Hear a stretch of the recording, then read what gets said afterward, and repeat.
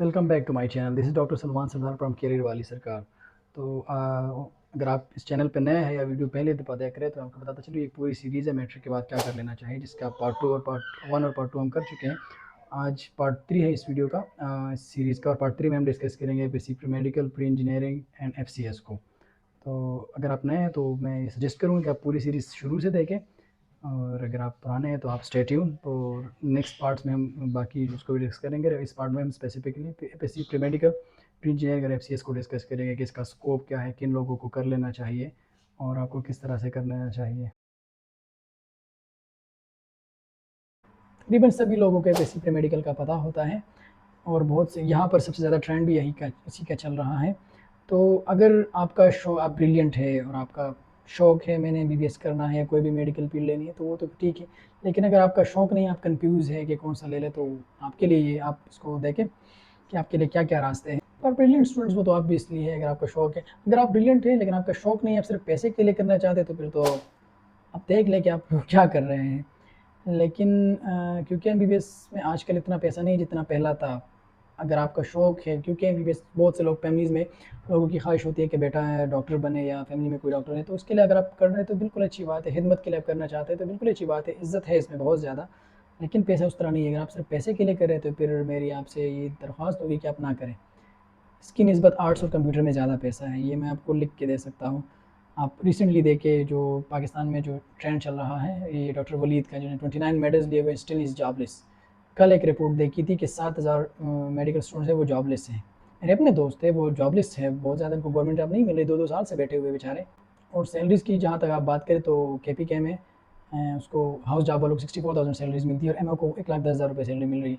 जबकि अगर आप ग्राफिक डिज़ाइनर भी हैं तो आपको आप 200 से $300 कमा सकते हैं आसानी से। मैं कंपेयर नहीं कर रहा कि ग्राफिक डिज़ाइनिंग अच्छी है एमबीबीएस से, लेकिन मैं कह रहा हूँ अगर आप पैसे के लिए करना चाहते हैं तो पैसे के लिए इस फील्ड में ना आए। शौक से आना चाह रहे हैं, इज़्ज़त के लिए आना चाह रहे हैं, लोगों की खिदमत के लिए आना चाह रहे हैं, या आपको पसंद हो डॉक्टरी, तो फिर बेशक करें। पैसा भी इसमें है, लेकिन बहुत टाइम के बाद जब आप एमबीबीएस कर लेंगे, हाउस जॉब कर लेंगे, उसके बाद अगर आपके पास अपने कोई इन्वेस्टमेंट है, क्लिनिक या हॉस्पिटल खोलते हैं, फिर तो अच्छी बात है, आप जल्दी वो कर लेंगे। लेकिन आपके पास ये रिसोर्सेज नहीं है तो फिर आपको 10-15 साल लगाने पड़ेंगे, तभी जाके आप अच्छी सी खासी फीस ले सकेंगे। और इतना टाइम अगर आप किसी दूसरे फील्ड में भी लगाएं, लेट्स सपोज आप इकोनॉमिक्स पढ़ते हैं, 10-15 साल लगाएंगे, तो आप कंसल्टेशन कितने चार्जेस वहाँ भी ले सकते हैं, इससे ज़्यादा ले सकते हैं। एमबीबीएस वाले मैक्सिमम 5,000 रुपये फीस लेंगे, यहाँ 1 घंटे के लोगों से 10-10 और 20-20 हज़ार ले सकते हैं कंसल्टेशन। आजकल पहले ये होता था सिर्फ एमबीबीएस वाले चार्ज करते थे, हर कोई कंसल्टेशन के पैसे ले रहा है। तो सिर्फ पैसे के लिए मैं आपको कहूँगा कि बिल्कुल ना इस पर सोचें, दूसरे फील्ड्स को भी एक्सप्लोर करें। दूसरा, वो लोग जो मीडियोकर है उनको उनको भी शौक है कि चलो मैं शायद एमबीबीएस टेस्ट क्लियर कर लूँ।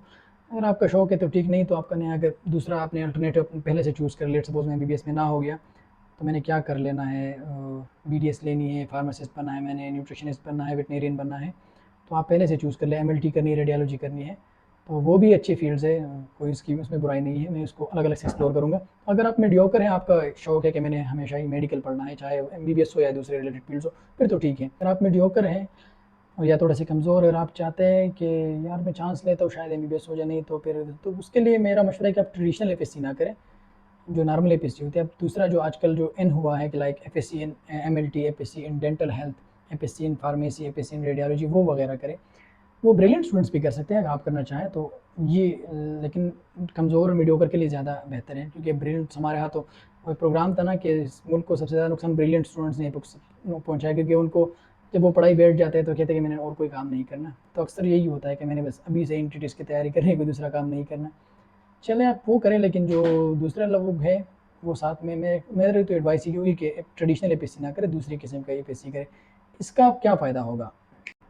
इसका असल फ़ायदा तो तब होना है अगर आप इन सब्जेक्ट्स को पढ़ रहे हो और साथ में इसमें से उसको प्रैक्टिकली भी सीखे। लेट्स सपोज आप एफएससी इन एमएलटी कर रहे हो और साथ में पहले साल से ही आप किसी मेडिकल लैब में लग जाओ। बेशक मैं नहीं कह रहा कि आप पेड काम करें, फ्री काम करें, सिर्फ सीखे, मार्केट को देखें कि किस तरह मार्केट, अच्छा इसमें मैं इस चीज़ को कर रहा हूँ तो इसमें मार्केट है या नहीं है। तो मार्केट को समझना ज़रूरी है, और उसमें साथ साथ स्किल भी सीखें। तो अगर आप पार्ट टाइम जॉब करें वगैरह, या एफएससी आप डेंटल पढ़ रहे हो तो साथ में वो डेंटल क्लिनिक में वक्त गुजारें। और तो अगर आपने एमबीबीएस टेस्ट क्लियर कर लिया तो अच्छी बात है, आपके पास जहाँ भी प्रैक्टिकल एक्सपीरियंस आ गया और एमबीबीएस भी आपने क्लियर कर लिया। फिर अगर आपने जॉब भी करना है ना साथ साथ में, तो आप कर सकते हैं, लेकिन एमबीबीएस इज़ वेरी टफ, वहाँ पर पार्ट टाइम जॉब करना बहुत मुश्किल होता है। लेकिन अगर आपके सर्कमस्टांसेस इस तरह है, आप कर सकते हैं तो बेशक करें। अगर आप एमबीबीएस टेस्ट क्लियर नहीं करते तो आपने ऑलरेडी एफएससी की है, जिस फील्ड में आपने एफएससी की है, प्रैक्टिकल स्किल भी है, तो उसमें जाके आप यूनिवर्सिटी में पढ़ सकते हैं। लेट सपोज आपने बीएस डेंटल किया हुआ है, एफएससी इन डेंटल किया हुआ है, डेंटल हेल्थ, तो आप बीएस डेंटल हेल्थ भी करें तो आपके पास और भी ज़्यादा ब्रॉडन हो जाएगा आपका जो फील्ड ऑफ एक्सपर्टीज़ है। इसके अलावा आप अगर आप आगे नहीं पढ़ना चाहते तो इस पे भी आप जॉब कर सकते हैं किसी भी डेंटल डेंटिस्ट के पास। और अगर आप छोटे शहर और देहाती की बात करें तो वहाँ तो लोग क्लिनिक्स भी खोल लेते हैं। मेरा खुद का एक दोस्त है जो जिसने एमएससी इन डेंटल किया हुआ है, और उसके बाद वो किसी आरएचसी में मेरे ख्याल से 13 स्केल पे भी है, और साथ में क्लिनिक भी चला रहा है। बहुत खुश है, उसने आगे पढ़ा ही नहीं। तो अगर आप पढ़ेंगे तो ज़्यादा अच्छी बात है, आपके पास मौके ज़्यादा आएंगे, आप बाहर भी जा सकते हैं, इसके ऊपर बाहर अच्छी खासी जॉब कर सकते हैं। और अगर आप बीएस भी साथ में करेंगे तो 13 की बजाय 16-17 स्केल में आप लग सकते हैं, और प्राइवेट में भी आपके पास ऑप्शन ज़्यादा हो जाते हैं, और बाहर जाने के ऑप्शन आपके पास ज़्यादा हो जाते हैं। इसी के बाद आप स्टडीज़ के लिए भी बाहर जा सकते हैं, तो ज़्यादा बेहतर है।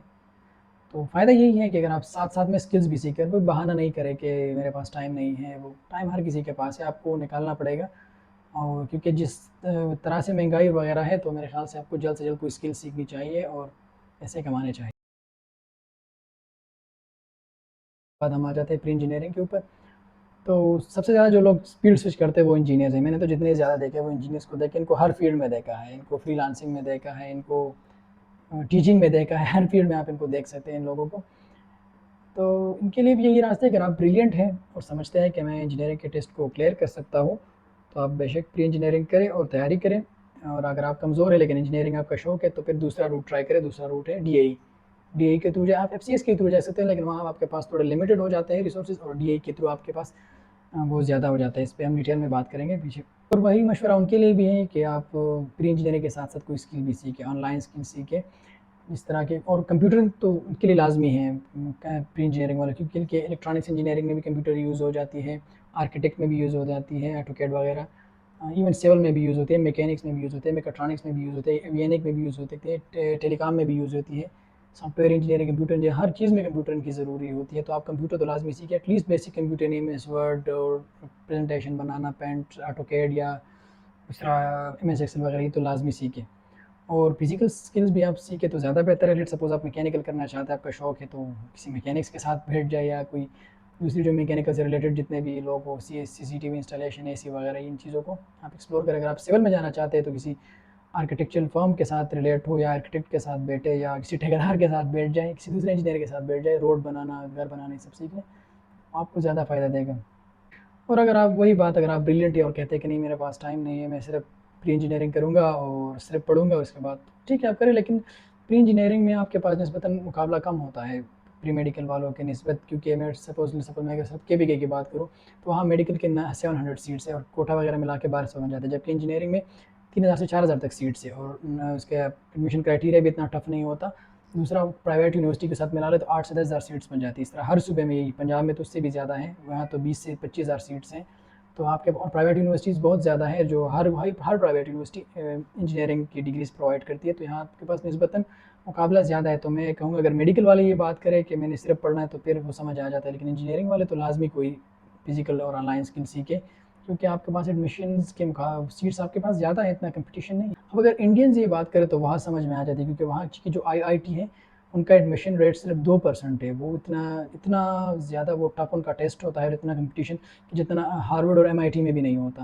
और दूसरा, वहाँ से जो इंजीनियर्स निकलते हैं वो लोग यूएस इंजीनियर्स के साथ कम्पीट करते हैं, तो वहाँ मेडिकल से ज़्यादा आईआईटी और कंप्यूटर चलती है, इंजीनियरिंग वगैरह चलती है, तो वहाँ वो लोग जो है वो ज़्यादा टाइम दे सकते हैं। पाकिस्तान में तो मेरे ख्याल से प्री इंजीनियरिंग वालों को कोई स्किल साथ में सीखनी नहीं चाहिए, इतना कंपटीशन नहीं है हमारे यहाँ इसमें, क्योंकि गवर्नमेंट का भी वो है कसूर है कि इतना इंफ्रास्ट्रक्चर डेवलप नहीं किया कि हम, क्योंकि जितने इंजीनियर बेचारे फारे हो रहे हैं मोस्टली जॉबलेस हैं इंडिया के इसका। दूसरा, वहाँ इंडिया के इंजीनियर जो है वो पूरी दुनिया उनको मानती है, तो उनको जॉब्स के मौके भी ज़्यादा मिले। दूसरा, उनका जो सफारती ताल्लुकात है वो भी हमारे यहाँ से बहुत ज़्यादा बेहतर है, तो उनको यूएस वगैरह जाने के मौके ज़्यादा मिल जाते हैं as compare to Pakistani engineers. इसके बाद जी हम बात करेंगे एफसीएस के ऊपर। FCS stands for faculty in computer science. अगर आपने मैट्रिक में कंप्यूटर लिया हुआ है फिर तो आप इसी फील्ड में हैं, आप इसको सोचें। लेकिन हमारे यहाँ बहुत से नहीं लेते, क्योंकि मैं जब अपनी बात करूँ, मैं जब नाइन्थ कर रहा था तो वहाँ पर साइंस और आर्ट्स, साइंस और कंप्यूटर थी। कई स्कूलों पे आर्ट्स भी होती है, लेकिन हमारे यहाँ सिर्फ साइंस और कंप्यूटर थी। कंप्यूटर में वो लोग जा रहे थे जिनको हम समझते थे कि कमज़ोर है, नालायक है या वो लफंगिया वगैरह, हालाँकि ऐसा नहीं था, क्योंकि लोगों को गाइडेंस नहीं होती, ना एक्सप्लोरेशन होती। तो आप एक्सप्लोर करें, आपने मैट्रिक से लेना है 9-10 से, तो बहुत अच्छी बात है, आपका शौक है कंप्यूटर में जाना, तो बहुत अच्छी बात है, आप फाउंडेशन अपना स्ट्रॉन्ग कर रहे हैं। लेकिन अगर आपने नहीं लिया, मैट्रिक आपने साइंस ग्रुप में कर लिया, अब आपने एफसीएस लेना है, तो आप अपने शौक को देखें कि किस, अगर आप शौक से ले रहे हैं तो कौन सा रूट आपके लिए बेहतर है। कि मतलब अगर आप चाहते हैं कि मैं एफसीएस कर रहा हूँ, तो आप सिर्फ बुक्स तक महदूद नहीं, क्योंकि मैंने इनका सिलेबस देखा है, बहुत कमज़ोर सिलेबस है। अनफॉर्चुनेटली अभी तक हम यूएसबी और हार्ड ड्राइव वगैरह में फंसे हुए हैं। आप सिर्फ सिलेबस तक महदूद ना रहें, आप प्राइवेट कोई इंस्टीट्यूट जो से स्किल सीखे। लेट सपोज आप कहना चाहते हैं, आप चाहते हैं कि मैं प्रोग्रामर बनूँ, तो अभी से ही सारे जो लैंग्वेजेस हैं उनको एक्सप्लोर करें, लैंग्वेजेस सीखे, एचटीएमएल, सीएसएस, जावा वगैरह। या आप कोडिंग में जाना चाहते हैं तो उनकी लैंग्वेजेस, प्रोग्रामिंग वगैरह को एक्सप्लोर करें। वेब डेवलपमेंट में जाना चाहते हैं तो अभी से एक्सप्लोर करें। आपने अगर सिर्फ ग्राफिक डिज़ाइनिंग में भी जाना है ना, तो अभी से ग्राफिक डिज़ाइनिंग सीखे, पार्ट टाइम जॉब करें। उसके बाद अगर आप इस तरह चलेंगे ना, चाहे आपने मैट्रिक से लिया हुआ हो या आप एफएससी के बाद ले रहे हो, साथ साथ में स्किल ज़रूर सीखें। और तो अगर आप इसके बाद अगर आप इसी स्किल भी सीखेंगे, आपने मतलब लेट्स सपोज आपने 5-6 महीने स्किल भी सीख लिया, उसके बाद साल, डेढ़ साल आपका एक्सपीरियंस भी रहा, तो मुझे नहीं लगता कि आपको यूनिवर्सिटी भी फिर जाना चाहिए। फिर आप यूनिवर्सिटी से पहले इतना कमाओगे इंशाल्लाह कि जो लोग यूनिवर्सिटी जाकर 3-4 साल ज़ाया करते हैं, आप उन 3-4 सालों में अपना सॉफ्टवेयर हाउस, अपनी एजेंसी भी खोल चुके होंगे। तो अभी से एक्सप्लोर कर कोशिश करें कि मैंने जैसे ही मेरा एफसीएस ख़त्म हो, मैं 50,000 से लेकर लाख रुपए तक कमाऊँ। तो यही सोच के साथ आप चलेंगे तो इंशाल्लाह आप कामयाब रहोगे। अगर आपने सिर्फ पैसा नहीं कमाना, आपने है कि नहीं मैंने ज़बरदस्त कोडर बनना है, मैंने ज़बरदस्त प्रोग्रामर बनना है, तो और भी अच्छी बात है, क्योंकि पैसा तो फिर बाय प्रोडक्ट है ना, आप वो तो खुद बहुत साथ में आता जाता रहेगा। आप फिर आपने एफसीएस किया, साथ में अपनी यूनिवर्सिटी में चले गए, आपने कोडिंग या प्रोग्रामिंग जो भी आपका पसंद हो, जो भी आप ग्राफिक डिज़ाइनिंग अगर आपको पसंद हो, उसको सही से एक्सप्लोर करें, तो इंशाल्लाह आप बहुत ज़्यादा बेहतर होंगे। और अगर आप थोड़े कमज़ोर हैं और एफसीएस कर रहे हैं, क्योंकि कुछ लोग होते हैं ना जो शार्प नहीं होते इतने ज़्यादा, वो इतने टेक्निकल, उनको समझ नहीं आती है, टेक्निकल में कमज़ोर होते हैं, तो खैर है, आप आहिस्ता आहिस्ता करेंगे। अगर हम लोग दो साल लेते हैं, आप 3 साल में, 4 साल में सीखें। आप एफसीएस करें, एफसीएस के बाद साथ साथ स्किल भी सीखें, और इसके बाद जो है थोड़ा सा यूनिवर्सिटी में सीख लेंगे। लेकिन गोल आपका ये होना चाहिए कि मैंने, सबसे पहले गोल तो ये होना चाहिए कि अगर मैं यूनिवर्सिटी जा रहा हूँ तो मैं अपनी फ़ीस खुद अफोर्ड करूँ। ये आपसे अभी से गोल करें, क्योंकि एफसीएस कोई छोटी डिग्री नहीं है। इसमें आप इसको आप सही से पढ़ेंगे और साथ में स्किल भी सीखेंगे, तो इंशाल्लाह आप कर सकते हैं। अगर आप शुरू से खुद को ये नहीं समझते कि मैं यूनिवर्सिटी की फ़ी खुद दे दूँ, तो ये टारगेट तो बनाए कि दूसरे साल या तीसरे साल तो मैंने लाज़मी ही इतने खुद को इतना इनेबल करना है कि मैं यूनिवर्सिटी की फ़ी जो है, क्योंकि आपके पास बहुत से, जब आप कंप्यूटर को एक्सप्लोर करेंगे तो आपके पास बहुत से मौके हैं, आप कर सकते हैं। और एफसीएस के आगे जो रूट्स क्या है, एफसीएस के बाद आप किस प्रोग्राम में जा सकते हैं, तो आप इंजीनियरिंग का टेस्ट दे सकते हैं। उसमें इलेक्ट्रॉनिक्स इंजीनियरिंग आप कर सकते हैं, कंप्यूटर इंजीनियरिंग आप कर सकते हैं, सॉफ्टवेयर इंजीनियरिंग आप कर सकते हैं, टेलीकम्युनिकेशन इंजीनियरिंग कर सकते हैं, मेकाट्रॉनिक्स और एविएशन कर सकते हैं। तो ये इंजीनियरिंग जो है आप कर सकते हैं आफ्टर एफसीएस। इसके अलावा आप बीएससीएस, बीएसआईटी हो गया, बाकी तो सब जो मेडिकल के इलाज जितने नॉर्मल रूट्स है उसमें आप जा सकते हैं, लेकिन आपके रिलेवेंट ये फील्ड्स हो सकती हैं।